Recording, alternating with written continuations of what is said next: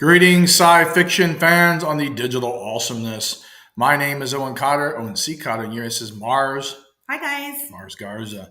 We're here coming to you from the SciFiction awesomeness, streaming on, I believe, hold on a second here. Let's see, access some stuff. Hold on just a second. Give me 1 second, too. All right. Let me just make sure. Check the thing and make sure we're streaming. Hold on a second.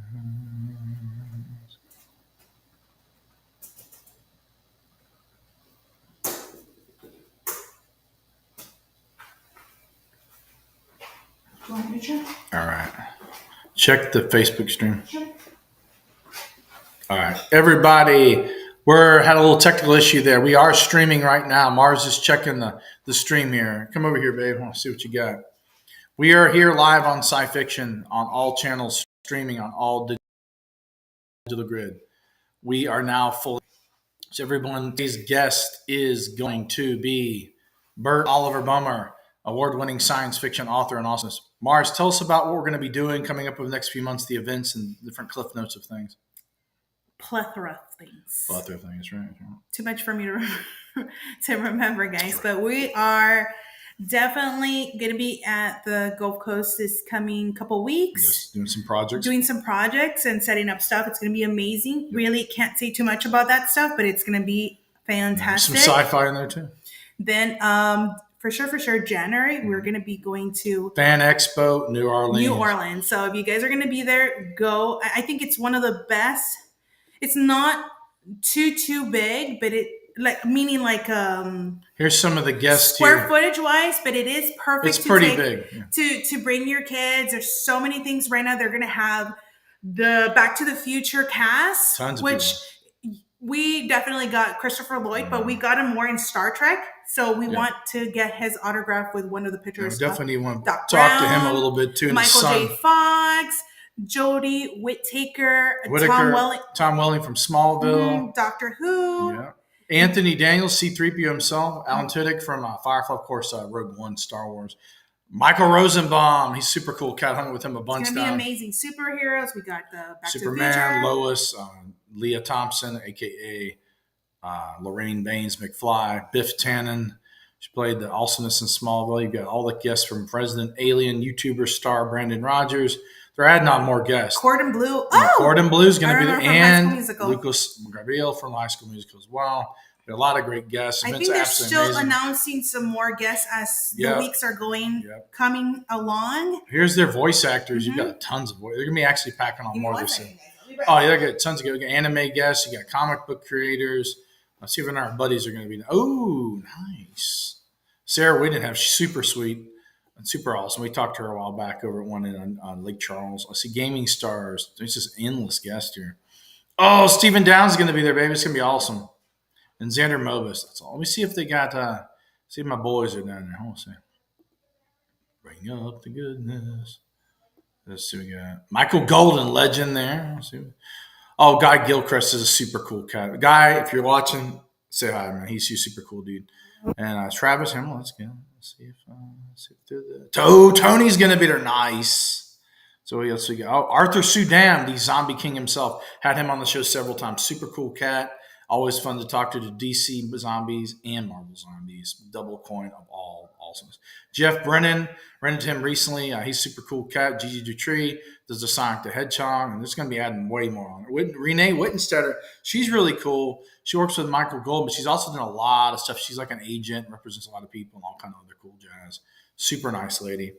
I believe we got that covered. So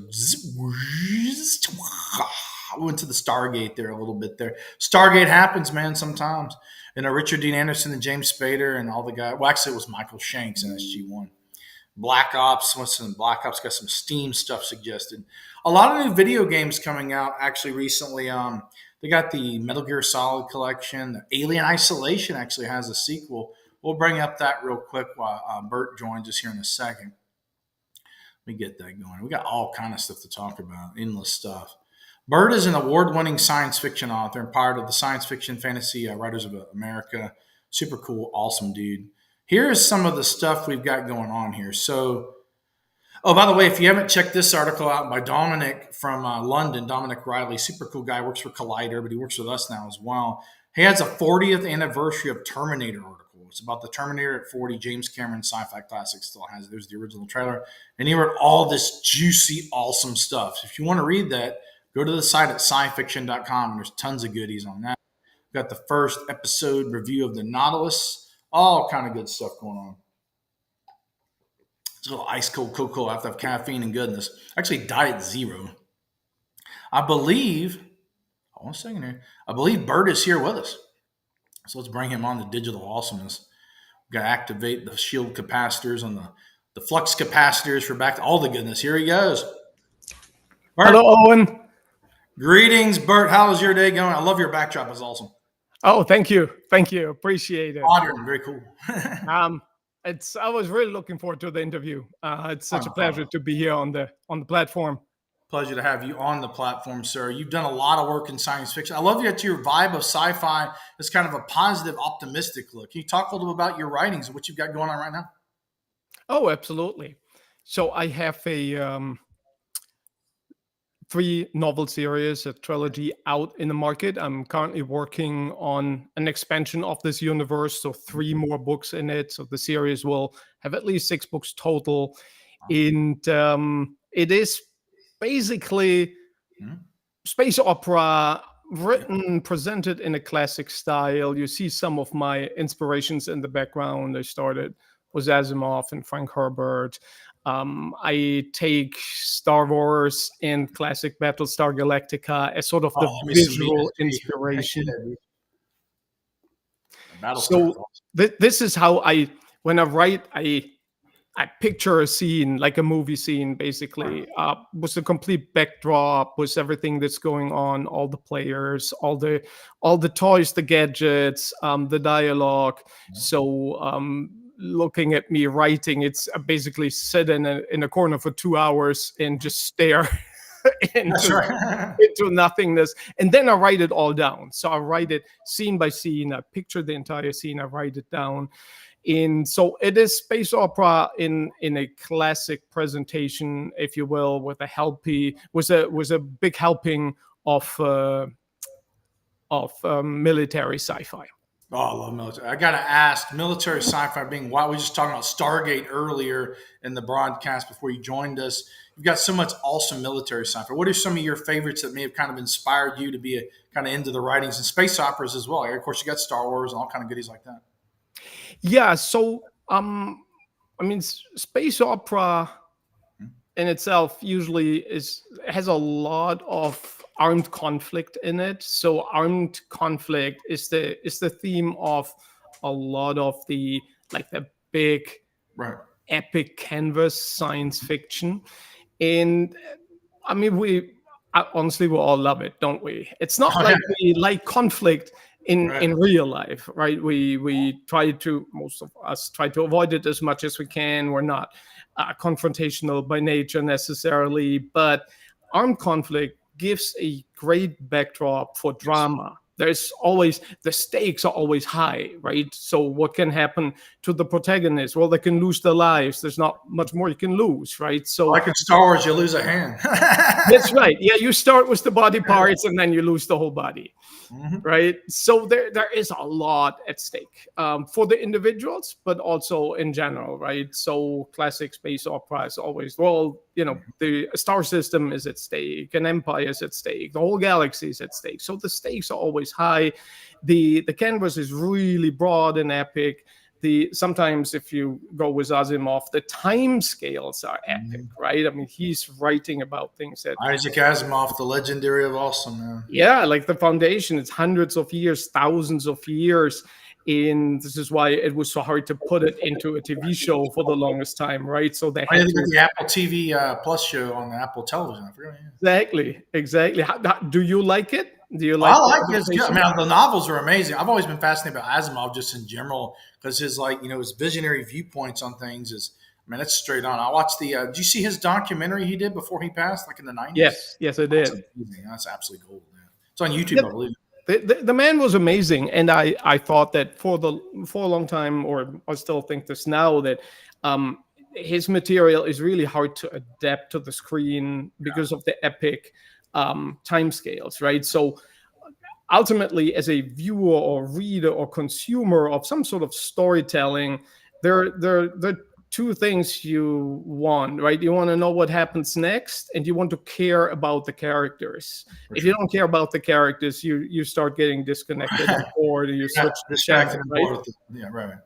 So if you write over thousands of years, then it's a bit it's hard to get too attached to characters because some of them only make it to page 25 and then only 100 years in.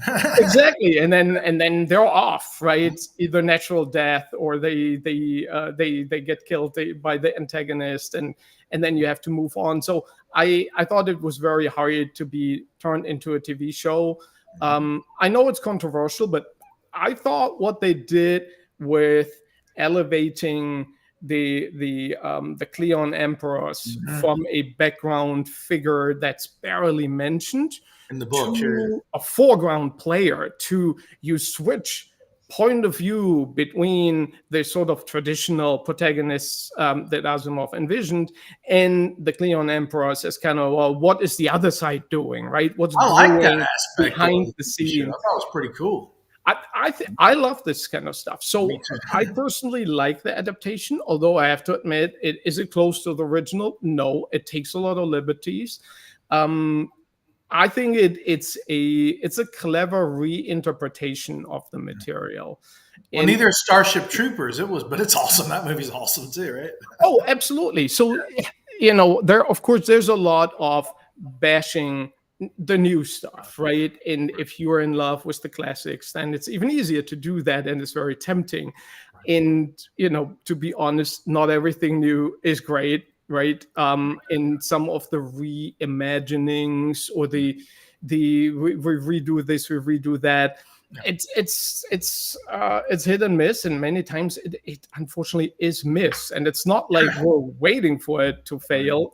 If they would redo it in some truly great way, all the better. We had more stuff to look forward to. But I think sometimes they get it right. I think that Starship Troopers got it absolutely right. Yes, Foundation got it right. Yep. Yes, so they're the good ones too. Which is great. Did you get to see I was curious about reimagining things. Did you get to see the Ronald D. Moore Battlestar Galactica? And if so, did you like it, or what were your thoughts on that? So I kind of grew up with the old Galactica, and orange green. there is not much material, you say, right? It's only 24 episodes between 78 and 79. How much could you have watched that, right? Well, they got 1980, but most people don't count that. Back then, you hear the accent. I'm originally from Germany, so everything that was available in the US came to Germany much later, or you just get somehow access to it. There was this, like the first 3 or 4 episodes of Battlestar Galactica, they turned that into a feature-length movie. Television movie or something, right? Exactly, and that's what was on German TV. And my parents just get the very first VHS video recorder, of course, now very outdated equipment, cutting edge back then. So I had my own tape and I recorded Battlestar Galactica, and then I watched it until the VHS tape started to physically fall apart, like the magnetic coating was wearing off, and the spindle of the tape, like the coating. Yeah.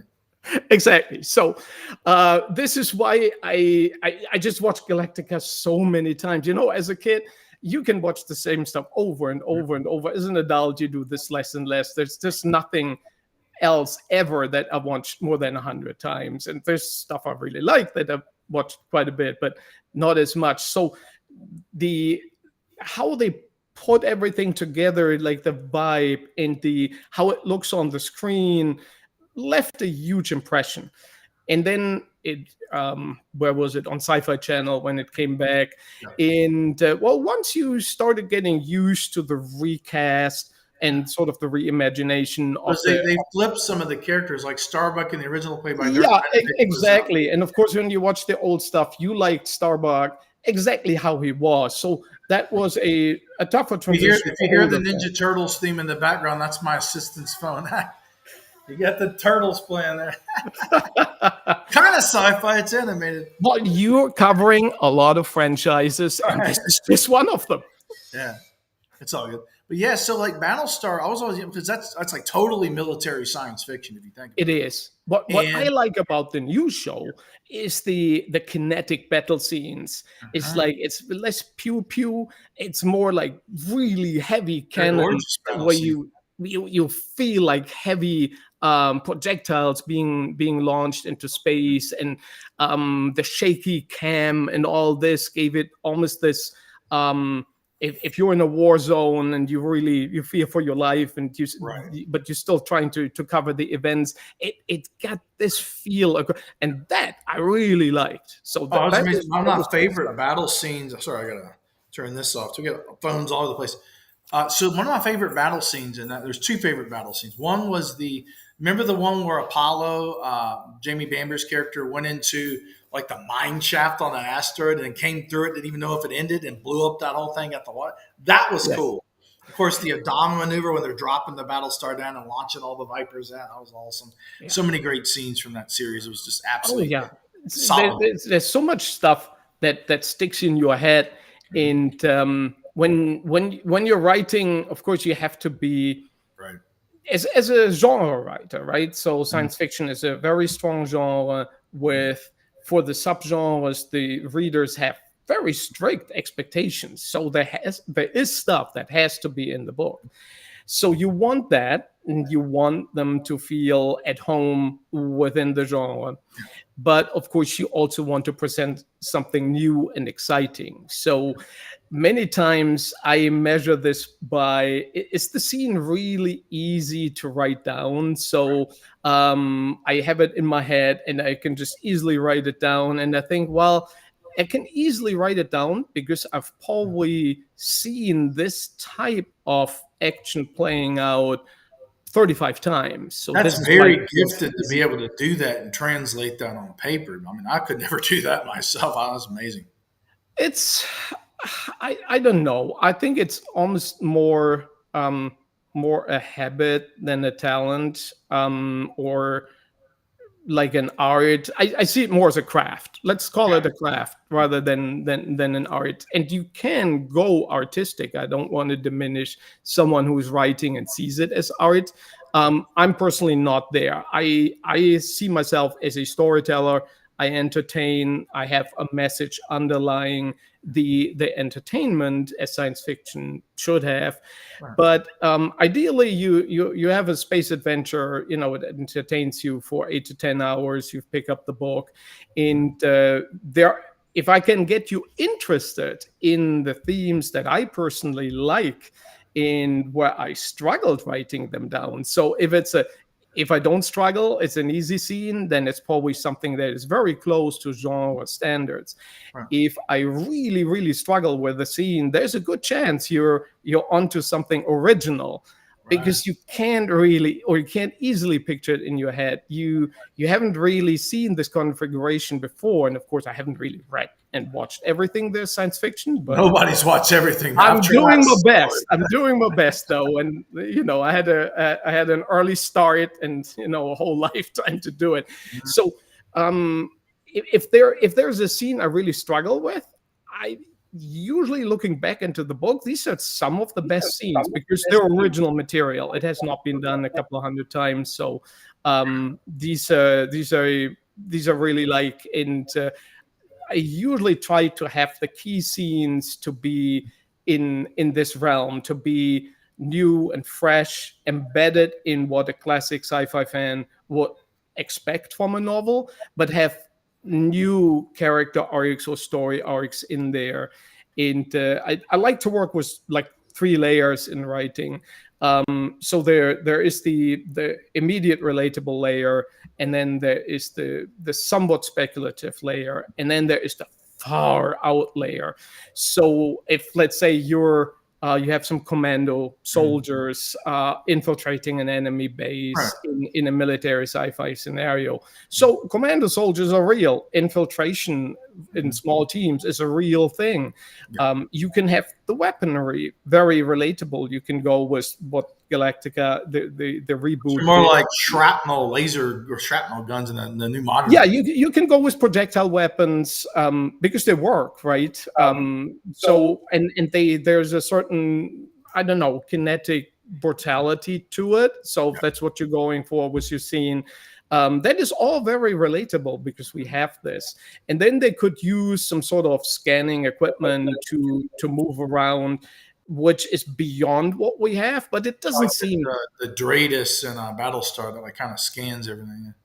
Exactly. But you can relate to it's not a technology we have, but you can think of it as like, oh, it's a radar, but cooler, right, but better, right? So you immediately get a secret weapon out of that facility, and that weapon, that's the esoteric, mind-blowing stuff. Right. That could be a nano weapon, a mind projecting weapon, a causality negating weapon, something that is not even in the potentially not of the realm, right, in the realm of physics as we know it. So I like to have these 3 layers. So there's always something where you feel at home, one that is really that piques your interest, and then the far out. But it can't be all far out because then the story doesn't flow and you kind of get lost in the story.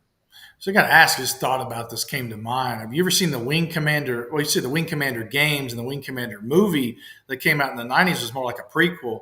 In that movie, though, they had this thing that was, you're talking about navigation and like different scanning thing called the Navcom AI. And they actually had to go in and break it and steal it. They had to go get it back from the Kalathi. Right. So I thought that was an interesting aspect from like the standpoint. You're talking about the ground troops going in, getting the navigation, all those jazz. Have you seen the Wing Commanders or the movie or the games? I did. Yeah, I started with the games. I loved the games when they came out. It was just the best thing around. There was nothing like it. It was one of those where you would invite your friends and buddies. It's just, you know what? I know you're not into games, but here you go. Watch the intro. Oh man. Wow, this is awesome. Of course, now you can only look at it with nostalgia. Then you had the cutscenes, though, from the more modern ones, like in the 90s, with that, like Mark Hamill, and you had Malcolm McDowell from like A Clockwork Orange and Star Trek. You had with a Biff Tannen, a Tom Wilson, was it John Rhys Davies? I mean, everybody's starring in this thing. John Rhys Davies, yep. No, they had excellent talent, and I'm not sure if they were the first who just did it and just, we're going to get real actors. And I've never seen anybody do that. Really good actors and do it. Yeah. Very amazing. It's the first, if they're not, I don't want to give them false credit.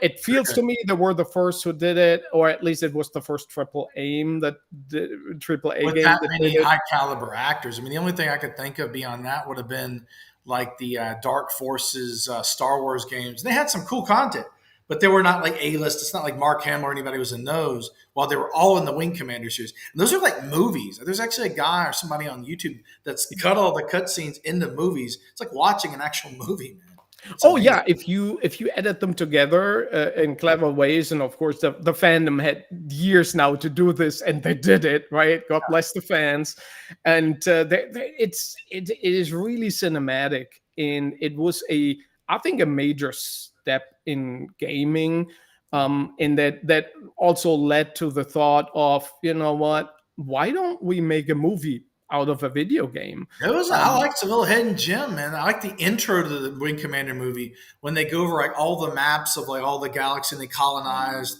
the solar system, and the what do you call it, the Pilgrims. And you have the president of the Federation. I do declare these new territories to be in the name of the Terran Confederation. They talk about coming up on the Kilrathi battle cruiser, and the ending of that's amazing. It's like, as of this moment, 6 a.m., we are officially at war with the Kilrathi, and it's just absolutely solid gold. And I mean, you got like David Warner playing in there. You've got all accoladed actors, of course. What's his name? The main guy plays Blair. Oh man, he's from Star Wars. He played all the movies. You ever know? Let's see when we get that.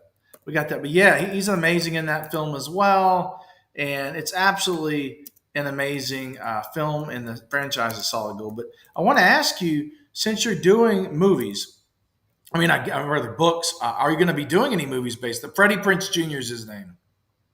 Freddie Oh, Prinze that's Jr. right. Yeah, I was Yep. trying to Google it. It always goes like that, right? You look for the actor, and then you blank on it, Yeah. and then between 3 minutes and 3 days later, you're like, oh, I know who it was. Usually pretty good, but I was like, man, Freddie Prince. I was getting there, Freddie. That was the hard ones. I haven't really memorized all of his roles except for You got it. Green Good. Commander. Yeah, no, it came back to you very quickly. I gotta ask, like, so you talking about like cut scenes? One of the coolest things I saw recent was this guy on YouTube. They did a Back to the Future video game a few years back, and he took all the cut scenes, and it's like watching another movie of Back to the Future. And Yes, Christopher yes, Lloyd it does the is. voice. Oh yeah, it's gorgeous. I think the line between those flavors of how you can enjoy your stories is blurring quite a bit, right? So initially they made the more epic big games based on movie or book material, and now it's the other way around. It still goes both ways, right? And I think it should. And there's a lot of storytelling in video games. I mean, you couldn't tell a big story with stuff like Frogger or Donkey Kong. It wasn't really deep. So a little limited, a little bit limited. But as technology progressed, the storytellers immediately took hold of this. Wow, this is a new genre, and we can make it interactive, right? Back in the Of days, course, the technology came now where it can make like live motion cap, live action. yeah, it would allow all that, and it would also allow these actors in the game not to look like Max Headroom anymore, right? I Not love like Max a, Headroom. This not was great. like a badly animated character. They would look really good, and they could really show their talent now on a different screen. Right. That's awesome. So I got to ask you. So, like, speaking of like, technology, video games, have you tried the VR glasses where you're like in 360 looking all around? It's all around you. Any of that stuff? That's absolutely amazing. I just tried that over the last year, and it's wow. Yeah, I must admit that one I'm a bit behind on. So I tried like It's kind of new though. It's not really perfected yet, but it's getting really good. Yeah, I had some test runs with like the earliest stuff from way back when. I used Like when they some were of more this tethered with equipment. wires, they're wireless. Yeah. Yeah, so some of the equipment I use professionally for. I've worked in science for many years, and I worked in basically structure prediction for proteins. So we would have this huge simulator of a protein molecule, and with your 3D glasses on, you would basically move within the structure of the molecule and look around, and you could see and manipulate different atoms or the way how other molecules would bind to the protein. And it was a really cutting edge system back then. It was called the cave. So you went into this room, which was almost a little bit like a mini holodeck, if you will, and Nice. you got stuff on, you got strapped. You Trekkies, there you are. Exactly, and so one side effect of it was it made you nauseous. So everybody who was in the cave for like an hour came out and was like, "Oh my god, I can't handle it anymore." People were crawling out on their hands and knees, and so that was so I got exposed to it really early. But then the entertainment options for it were not really there at all. So I'm not sure. I should probably get back into it now, but I haven't tested anything recently. The new stuff's getting so good. I think in the future, I mean, honestly, from a technological aspect, you could actually use it for marketing movies. I mean, you could even have, like, imagine having all the highlights of, say, like Marvel and having Captain America's shield come straight at you, and then, like, Iron Man, all this other cool stuff. You could take all the highlights of any movie or anything like that and put them all in the VR. There's endless applications. I know there's some people doing AR and VR movies now. So that's pretty cool stuff. The advantage is certainly this feeling of being there, right? Being right there, and as you said, have stuff being thrown into your face. It is a next step, certainly in the evolution. In a way, it is probably something that people might crave from their reading experience, where ideally, if you do it right with the words on the page, you also get people into the space. And I noticed that. So I sort of underwrite settings. So I don't give you a 2-page litany of how the control room is set up. I don't tell you where every single monitor is and what's written on them and what's the function of this analyst versus this guy versus the commander. I give you a general view of this is a command room and there's important stuff about to happen here. And then when I talk to readers, everybody has a different movie in their head. So they get to be creative within their own mind and stuff like that. Exactly. So I hand you the script and then you kind of have the movie in your head. And I love this. I think it's a great way to. So I have the story in my head. I write it down. So the written word is the conduit between you and I. And then in your head, it plays out maybe the way how I envisioned it, maybe differently. You will get the main things are sort of canonical, right? If a main character dies, he will die for you too. There's no ambiguity there. But the exact setting of the funeral and who's there, is it raining? Is it this? Is it that? If it's not important for the story, I usually don't mention the detail. So there is room left for the imagination, and readers are right there in this moment if it's done well. So I like that. I like that being on the consumer side. I wrote a lot of I read a lot of stuff, and I'm trying to sort of repay this courtesy being on the writing side. So there is enough for you to know what's going on, but it doesn't bog you down, right? You're not following the protagonist running for their lives, and then it's like, oh, and then now they reached the hangar, and well, let me tell you about all the starfighters that are propped up here, and the plasma shield that's holding back space, and the opening, and the technology behind it, and how it was developed over 130 years, believe it or not. It just, you're running for your life. You have to keep going. So now to go over the back history about how the technology was built. Exactly. Yeah. So in each book I have, there's only one technology that is really examined very closely, and it's typically something brand new, mind blowing, that is honestly mostly weaponized, right? You can make a weapon out of just about everything. Everything that is a great civilian technology ultimately finds its way in the military, or many times the military gets its hand on it first. We build a nuclear reactor only to enrich stuff to build the bomb. I see there's power in submarines and all kind of jazz like that. Yeah, so there's usually one really cutting edge technology that we witness, from like the planning stages to how it's being deployed, how it's being used in the field. And the books are successively building on them. So the weapons are getting deadlier. The aftermath is getting worse. Mm-hmm. So not the things are not always on the up in this universe. Right. Well, I'm going to ask, you've got these amazing books. Can you go over a little bit about some of the plot that you have and kind of the beginnings of how you kind of like, what is the plot of it? How does it all go together? Oh, absolutely. So the first book in the series, I'll just hold this up real quick.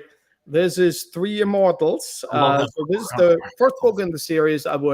They're all kind of standalone. There are no cliffhangers. So technically you can pick up any book in the series and read it, and it will have a satisfying ending.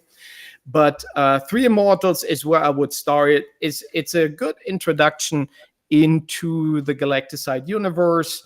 It will, through the eyes of the gentleman who's in front holding that gun, the main protagonist, you will get to know the universe really well from the perspective of someone who rises the ranks. So he starts out as a citizen soldier. There is a limited interstellar conflict, and he is a commander for a smaller group of soldiers, and through different circumstances, he ends up leading one of the key charges in this ground war that becomes the decisive battle for the war. So in within his small interstellar nation, he comes back as a war hero. He's well known, and this bubbles him up through the ranks to become eventually the first counselor, the leader of this nation. And then this exposes him to a whole new playing field. No war could be as bad as intergalactic politics. So he becomes a full-time politician. He rises really fast in the ranks, and whenever someone rises really fast, they usually fall just as quickly, and he does. So he becomes too powerful. He becomes too understanding of what's really behind the world of the galacticide universe. There are so many webs of lies that he finds, and it's really hard for him to untangle. Well, has everything that I've been told, everything that I've been taught about history, has it all been a lie? Is this all wrong? And he gets too dangerous, so the real powers in the universe try to get rid of him. He barely escapes and has to flee to the fringes of the known galaxy, where he finds, of course, there's no good science fiction without aliens or That's right. That's right. You gotta have them aliens. And he finds both of them, or they find him. And initially, they're not nice, but they find a certain understanding with him. And then he is his only real talent is he's not an all-around superhero. He doesn't have superpowers, but he's a brilliant tactician. He is, if you throw him into a conflict situation, he will probably come up with a really good plan. And he does so on behalf of his alien captors, who then see him as sort of a military messiah, if you will, because he comes up with thoughts that are alien for them, because it's a human way of waging war and they're not really exposed to it. They're technologically superior to the humans, but their tactics for some reason lag behind. So he leads their armies into a war against the machine civilization for almost 20 years and rises through their ranks and becomes a real figure there. Then after 20 years, he hears about how things are falling apart for the humans, and now he has to make the decision: do I go back and help them? Do I go back with the huge fleet that I now command and take revenge, or does he find a third way how to fix this? So that's the plot of the first book. That's awesome! Wow. So you said there's, I think, some other books in the pipeline. What other things? How many more you got? What's the upcoming projects you've got coming in the pipeline for the books? So I'm outlining a full trilogy right now. So 3 books that have one major story arc, and it's a continuation of where things leave off in my current third book. So you can read that next book, number 4, that's coming out as a starting point for a new trilogy, or you can read it as, well, what happens after book 3. Both options are open. So you have to. It's a continuation, not a prequel. It's a continuation. It is a continuation, right? It looks at certain things that are going on or were going on in parallel, or even some past events. So the story arc, if this is the story arc of the first trilogy, the second trilogy will completely envelop the first one. So there are things in book 4, 5, and 6 that happen before and after, like a flashback in parallel. Very cool. Exactly. So certain things that our hero I just described learns about in the first book might be scenes that are actually in that trilogy where the past is explained and you get more insight and you will see how things really happened back then, because as I said, it's called Three Immortals, so I'm beating the epic. The events can span a lot more than a normal human time span, and but it's still the same people you can root for or be terrified of, the protagonist or the antagonist. Right. So this series sounds amazing. I was just thinking earlier when you were talking a few minutes ago, it reminded me of a book, and also they made a movie called Battlefield Earth. It's kind of a military sci-fi. And of course, they took over Earth, and then the guy became, like, okay, he's kind of the strategist, broke out, and he defeated the Empire. Of course, John Travolta was in the Empire, which is got to have him in the movie sometimes, right? But yeah, I love your story, like the lay of the land on that. It kind of meets all the great sci-fi space operas into a focal point and kind of a unique storytelling. What's the name of the main guy on the front of the book with the blaster? What's his name? And is there what's the name? Is there an empire? Is there an empire? Or what are the different factions called? What are the factions? Yeah, his name is Kel Shada. Okay. And he is of course he's human. Most of the storytelling is from the human perspective against the three layers, right? It is mostly relatable if you are in the head of a fellow human. That's easiest to follow. But the point of view switches also to the other factions, where there are the alien, the Trass. They are a silicate-based life form that 1 billion years ago has been infected by panspermic bacteria that live in their gut and got complex enough to form sapiens. So you have this massive block of animated silicate rock that basically has a gut bacteria brain, and that forms the personality. So these are the aliens. I tried to create them, as weird as I could, because I don't like I understand the limitations for TV shows, right? On Star Trek, the you have to have people playing them. Otherwise, there's voice acted or there are people playing them. Yeah, you have to put someone in the suit, right? There's just so much you can do. I didn't have the limitation on the page, so I just went wild. The aliens are really alien. So the Trash might be the most relatable. The antagonists are even weirder. And then the third faction are the intelligent machines. Okay. And there are some classic elements to it.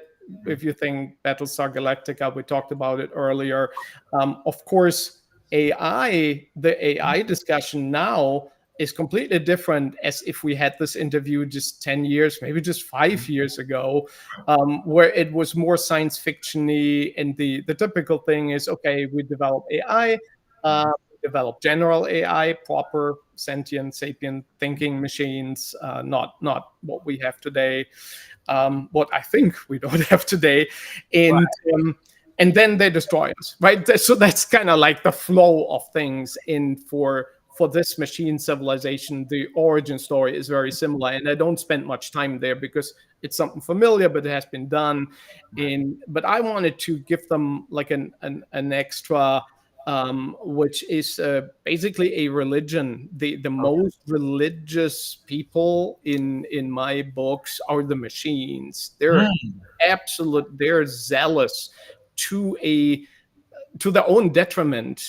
They have adopted a creed of kind of what doesn't kill us makes us stronger, and they take this to the absolute extreme. They have the ability of seeing events in the multiverse. So at any moment in time, they see all the branch lines before them, and they can pick and choose, which you think is very convenient. They always choose the hardest and toughest branch line to challenge themselves. They do this out of religious zeal, and they call themselves those staying behind.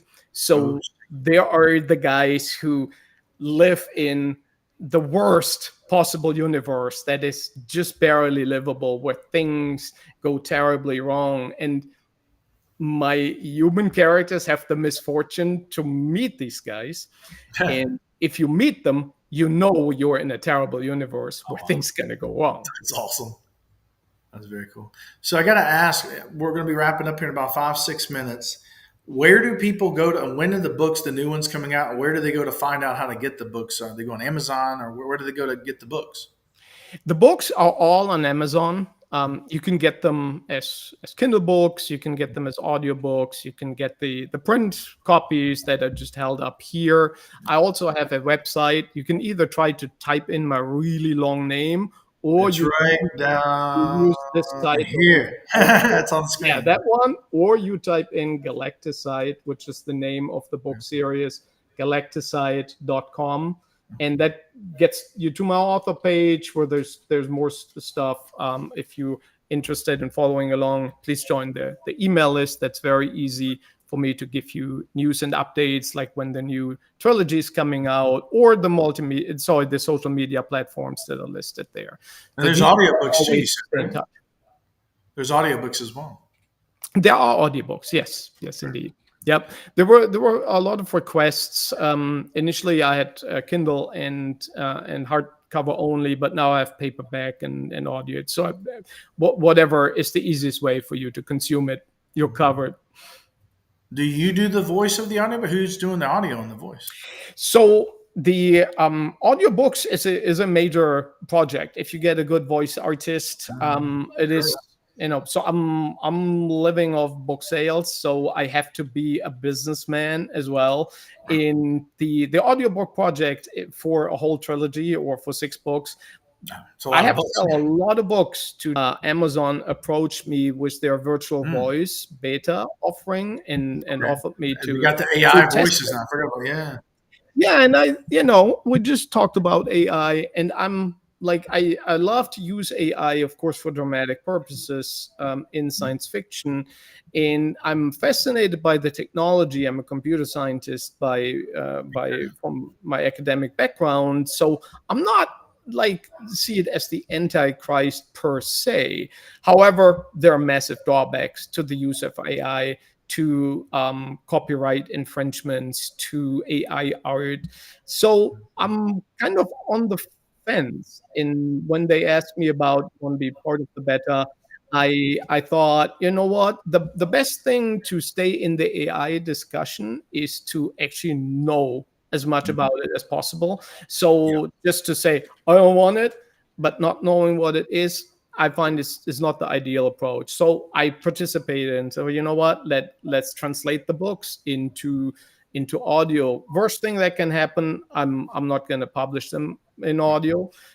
Best thing, I'll have audiobooks, right? For people to enjoy.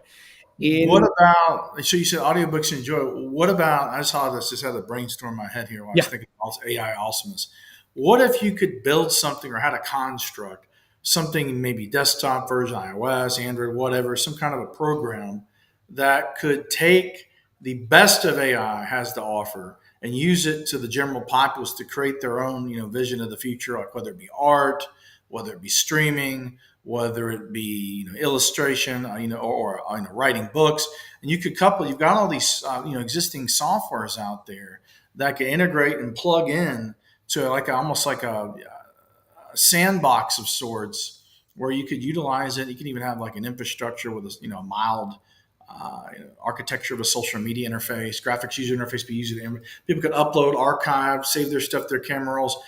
That's a big something there. If you're watching Zuckerberg, there are many great applications. I know the I came up with that. So remember that, out of like medicinal informatic, where you cough in a device and the thing can tell you if you have voice cancer or not, with 98% probability. That's an application where okay, human doctors can't do that. The machine can do that. That's how machines and technology should be. They serve us. Now, what you proposed is interesting. I think it depends on the current AI we have are basically machine learning, right? So this is why these AI tools are all trained. They're not really sentient or creative. They require a training set. Now, if you give someone a training set that they have access to and own, or that they license out to, let's say, create some fan fiction for very specific genre that they like. That is a possibility if the copyright is sorted out. If you just go ahead, like unfortunately it happened with some of the larger players, you train your machine learning algorithm on everything there is without seeking consent, then of course that's a different story with all the ethical problems that come along with it. In general, I think the technology is here to stay, and we have to find a way to make use of it that benefits us, not hurts us. So this thing here, if you see it, that's an AI generated avatar. It's my max headroom, like we talked about. It's a prototype. I had my hair dyed, of course. I just started dyeing. Everybody on set the other day at the filming was like, "You need to keep that. It's rocking the silver fox." So I got it going. But what I did was it was constructed around my likeness, and the more images you have, the more accurate it looks. And then that script, it'll read an AI script, like it's trained. So to read whatever, and it'll be my voice cloned with its own avatar, sounding like my own Max Headroom.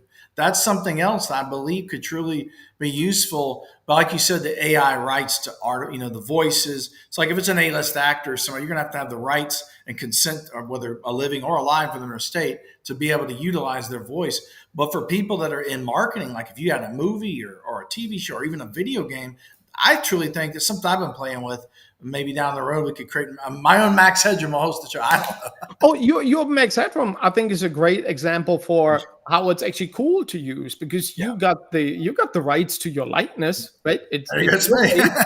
And you can do with it whatever you want. And you found a creative way to create an avatar of yourself and perfect it and work with it and dye your hair or do with it whatever you like. And I think that gives a lot of new creative freedom.